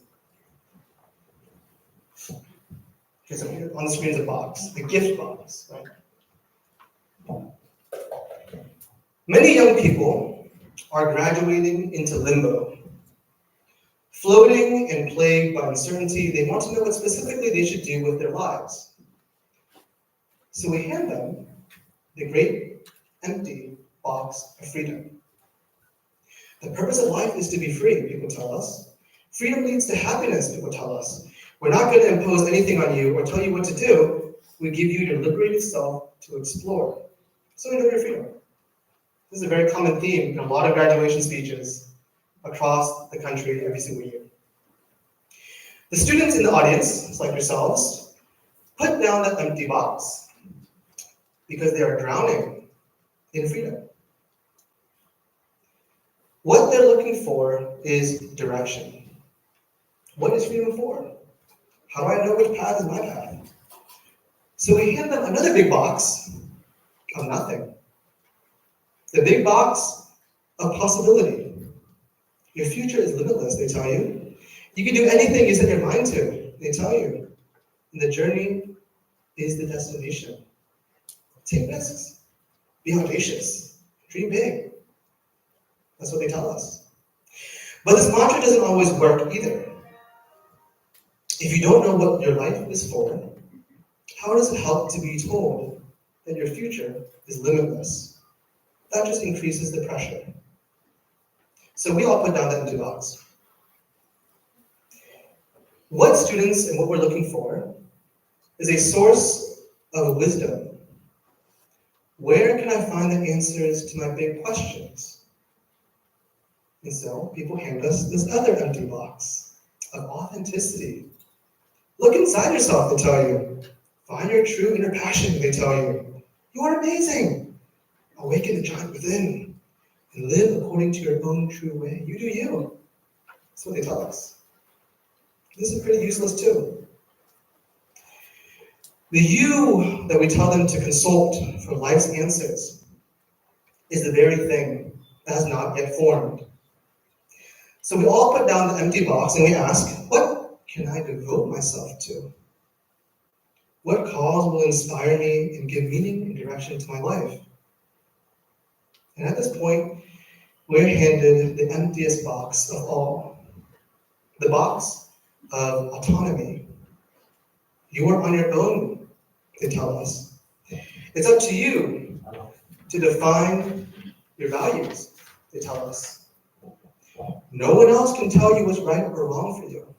Your truth is to be found in your own way, through your own story that you tell about yourself. You do what you love, they tell us. So this is a common theme for literally every single high school speech you ever hear in your life, or every single undergraduate speech you ever hear. Yeah, take this freedom, take this, take that. And so in this box, is that freedom? The question is, what does that freedom mean? And what do we do with it? So just to break it down even further, because Caitlin, I think today, talked about discipline, right? And I heard a little bit of that talk on YouTube. But I'll break it down a little further just to bring the point home. It may seem a little bit contradictory, but freedom, or the ability to do whatever we want, actually requires discipline and not doing things that we want to do all the time. Sometimes we may be forced to do things we don't want to do, like study. But in the long term, that would bring us more freedom. Now, freedom equals discipline, sure, but what does discipline equal? Discipline equals purpose. So when you have a purpose and you set your mind to something, not like a life mission, but just like, okay, I want to get a good grade in this class, so therefore I will study, that's my discipline, and therefore I will achieve my freedom. So discipline equals purpose. But what is purpose? Purpose is your faith or your higher belief. So why do you want that A for? What's next after that?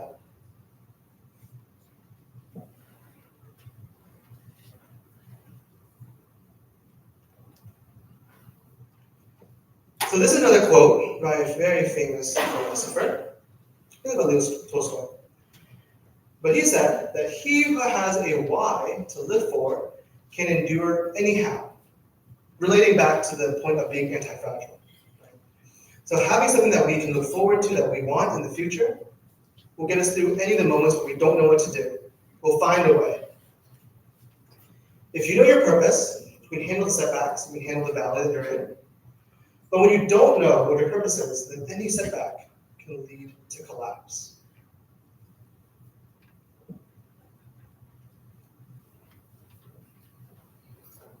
Story time. I'll tell you a little story. Who here has heard the story about Luke the janitor? Anybody? Okay.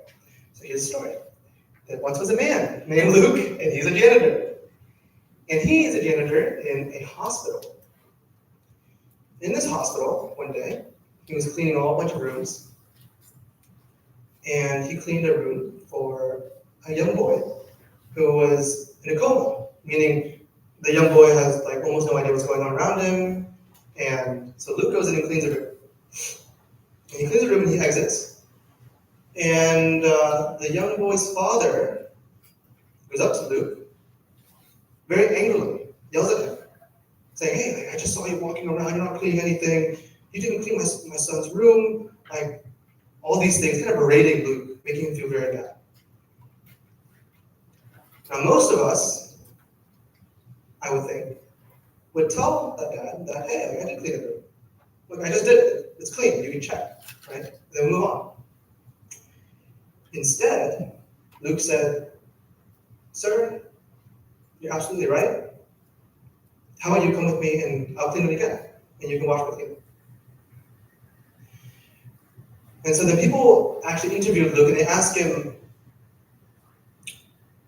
why did he do that and what's his story, all these things. And Luke basically explains that he's hired to be a janitor and a cleaner, custodial staff. And obviously in his contract, it doesn't say like you have to take harassment or you have to be bullied by patients or their families. In his contract, it clearly just says, clean the room, replace the toiletries, do this, do that. Very technical things. But to Luke, he's not just a cleaner. He's there to provide more, to provide comfort, to provide a sense of peace to people who are very frustrated and angry in the hospital. So he approached the situation with, man, his son was in a coma, and he wasn't coming out of the coma. And Luke wasn't angry with the dad, that he could understand where the father was coming from. Maybe the dad just didn't see him clean it. And so Luke, nice guy, goes back in there and cleans it again. So this is a change in perspective. This is redefining freedom, right? You may think that Luke is not free because he's just a worker and he's being ordered to do this and do that. But he is more free than the father will ever be.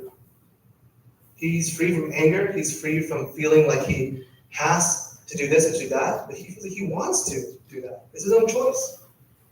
So that is a form of freedom, and we can learn from Luke, the janitor. Now here's another story. It's very hard to read, it's a little small, but Michael. It's not to say Michael, because this story is a little bit bad. So not the same Michael, but this other Michael, 2.0, had a girlfriend. Got pregnant in high school. You guys are bad friends. So the story goes that Michael got his girlfriend pregnant in high school, and in Philadelphia at the time, he, like many people would, he dropped out of high school to go to work. Now he's a family. Right? He has no opportunity to go to college. He has no ability, money, because now he's a kid. So he goes to work for a very long time, and he has a daughter, a beautiful daughter, and he was able to pay for her to go to private school. Because the public school system in Philadelphia just wasn't that good where his area. Unfortunately, after the first couple of years of his daughter going to school, Michael lost his job. So he was unemployed, and his family had no money. And so, desperate to find a way to make ends meet, he commits a crime. Not this Michael. Luckily. Michael 2.0 commits a crime, and he goes into a taxi driver. He robs him. Gunpoint. Brandishes a weapon and takes all the taxi driver's money. And so, of course, he gets caught. He goes to court. And the judge listens to his story. And so Michael explains that what's been going on, and he wants his daughter to have good schooling, and that she would lose all her friends, something would happen to him. And he felt he had no choice. And through discovery, the case, they realized that Michael didn't even have a real weapon. It's just like a toy gun that he had. And he just wanted the money to help his family survive. So the judge listens to everything very intently. This judge knows that it's her job to lay down the law. It's her job to interpret what's happening and to apply the law to make sure that things are fair. But she thinks about it some more, and she realizes that the maximum sentencing that she can give Michael is 24 months in prison. And after hearing the story, she decides to drop it down to 11 months. And she asks him to do some community service, and she would have other things to kind of supervise him getting back to life again, but it's much better than 24 months.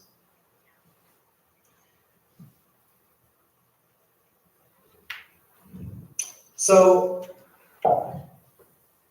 in the opinion, which the judge kind of writes in her report, she talks about how decision makers, and like Luke or herself, Luke the gender, that it's not just about being smart or having freedom, but it's about knowing what to do with that freedom, the freedom to lay down the law.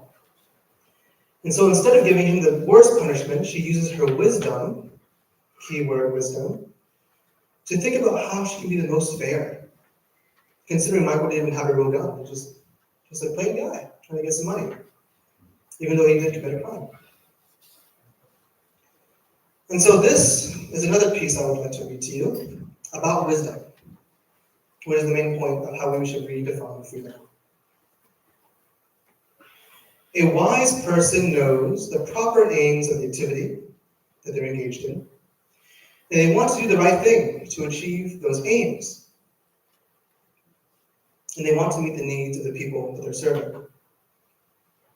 So, for the judge, she has to meet the needs of the people, be fair, and so she finds a way to do that. That's number one. Number two, a wise person knows how to improvise, balancing conflicting aims and interpreting rules and principles in light of the situation and the context. A wise person is perceptive. They know how to read social context. They can read the room, know what people are feeling. And they know how to move beyond the black and white of rules and see the gray in every single situation. A wise person knows how to take on the perspective of another, to empathize, to see the situation as the other person does, and thus to understand how the other person may feel. And this perspective taking is what enables a wise person to feel empathy for others and to make decisions that serve the student, the patient, the friend's needs. A wise person knows how to make emotion an ally of reason, to rely on emotion to signal what a situation should call for, and to inform judgment without distorting it. So when we make decisions, we're not just thinking about the logical side, but thinking about how people may feel. A wise person's emotions and intuitions are well educated. They go hand in hand, in harmony. A wise person is an experienced person, as practical wisdom is a craft, and craftsmen are trained by having the right experiences.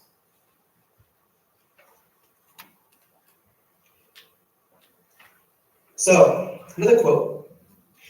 Aristotle once said that people learn how to be brave by doing brave things. And it goes just the same for honesty, justice, loyalty, and care. That we learn how to be those kinds of things by doing those kinds of things, just like Luke, and just like the judge in Michael's case. So here's a summary. Meritocracy is the best system, no doubt, but we have to remove some of the toxic elements of it. We have to see that there's more than just the aesthetic life. There's more to just success in school or in a workplace. It's about building relationships and getting to know other people in our life. We should try and strive to become anti-fragile by embracing randomness and by leaning on our systems and the things that we've done in the past to get us by those difficult times. And then lastly, everyone always gives us this box of freedom. They tell us that we can do anything we want, we can be anything we want. But we should try to redefine that as wisdom, so that we can help people and make the best kinds of decisions for others with not just our own logic, but taking into account their emotions. Okay, so now that is the end of the valley. And we're slowly tracking up to the last point, which will be tomorrow. Okay? So, thank you.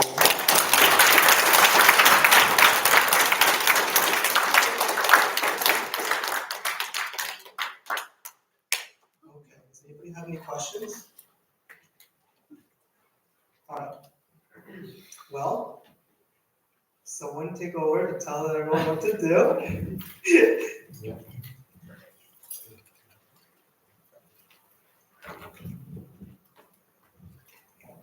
Thank you, Kylie, for your presentations. So now it's time for our indoor games, which includes Jeopardy. I think Annie and Angie were in charge of Jeopardy, so you can go ahead and hook up the computer, and everyone else can go take a little break and then come back here for Jeopardy. And then after Jeopardy, we'll have the volleyball tournament outside.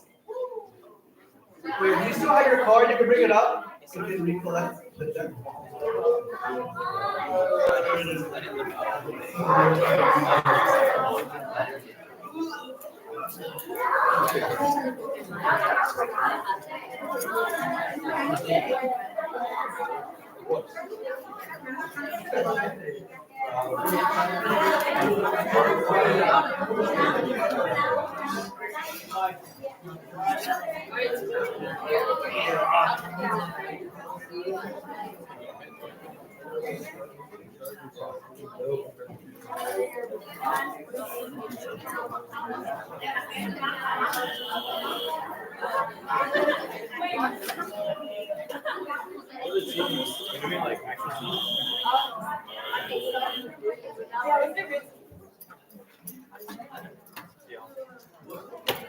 Am I doing that on this on the laptop?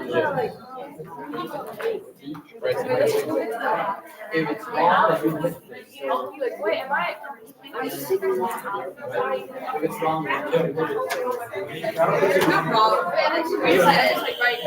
It's like your buzzer. Oh,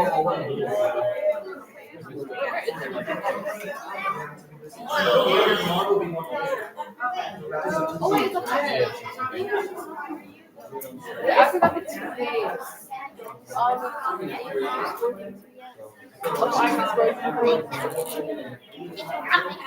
You have to play Julie. Yeah. Me and Alice are actually okay, wait, what's the someone wait, no, I got it. On squad. Yeah, you're gonna try to hold on.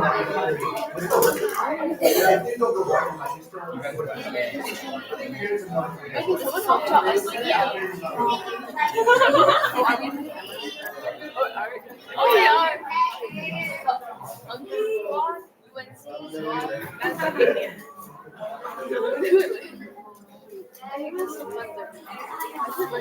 Wait, are you ready?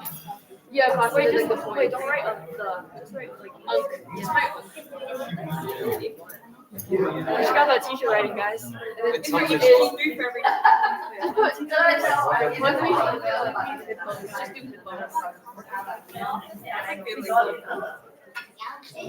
I'm not writing books sometimes. The pose and next is the goat sound. I don't want you to write baby. Just write goats. Just write goats. After that is rice. Oh, it's pretty serious. America's Got Talent. Next is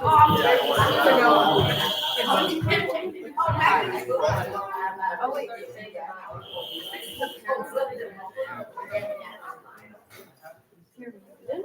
Wait, what's the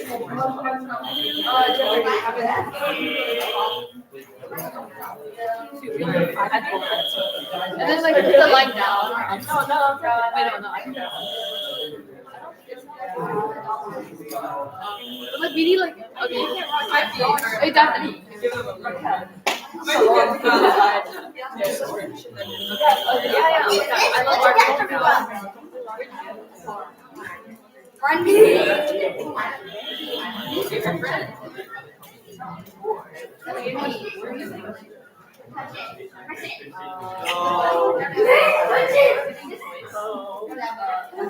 it's not fly. You want to do it?